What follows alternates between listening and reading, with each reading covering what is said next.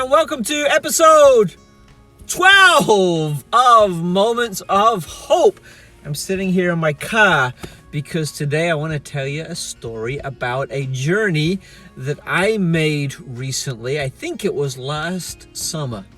And so I had a meeting down in South Orlando, and it was one of those hot Orlando days where the temperature was pushing about 100 degrees.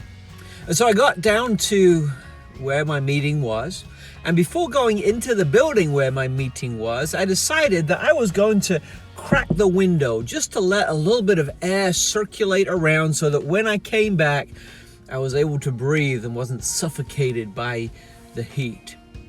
So I had my meeting. I think it was productive. I came back, got in the car, turned on the engine, jumped on the 417, put up the window, turned on the AC, and started to head home.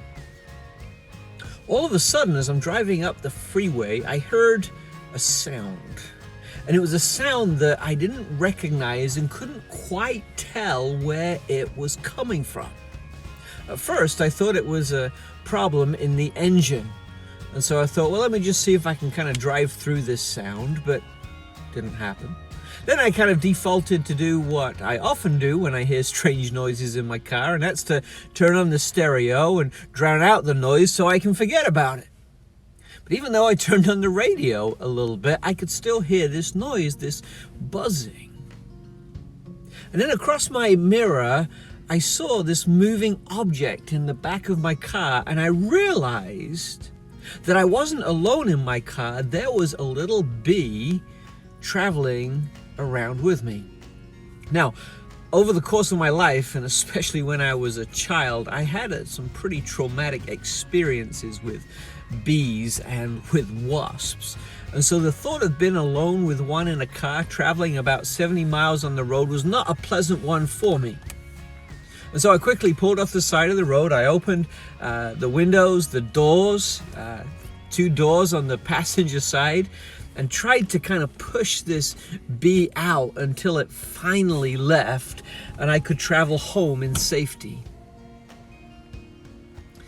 I wondered on that way home how that bee got into my car, and I realized that it found its way in through the very little half-inch crack in my window. It was just a short crack in the window that allowed this troublesome bee into my car.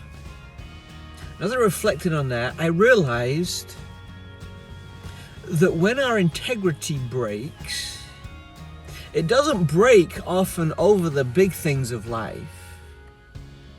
It breaks over the small cracks in our character.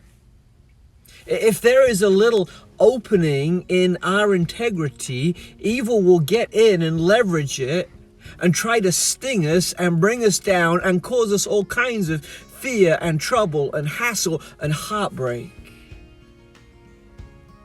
People don't burn out. People don't make big integrity mistakes.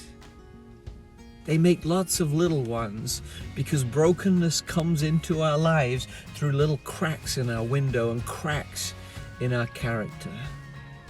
Here's my encouragement to you today in this moment of hope. Watch your integrity. Watch your character. Don't just watch it on the big things, but watch it on the little things, on the little compromises, the little excuses. Because it's in the little cracks in our integrity the bad stuff gets in and causes us a lot of harm. Your integrity is one of the most precious things about you. And so today I encourage you, as you act, as you make decisions, as you think through issues, as you decide who you're going to be and how you're going to live and how you're going to reflect Christ. Don't let there be a little crack in your integrity.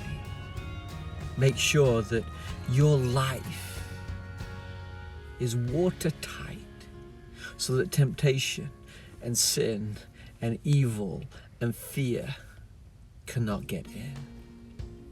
I hope you've enjoyed this moment of hope. Thanks for joining us. If you have liked it, please share this on your social media platforms.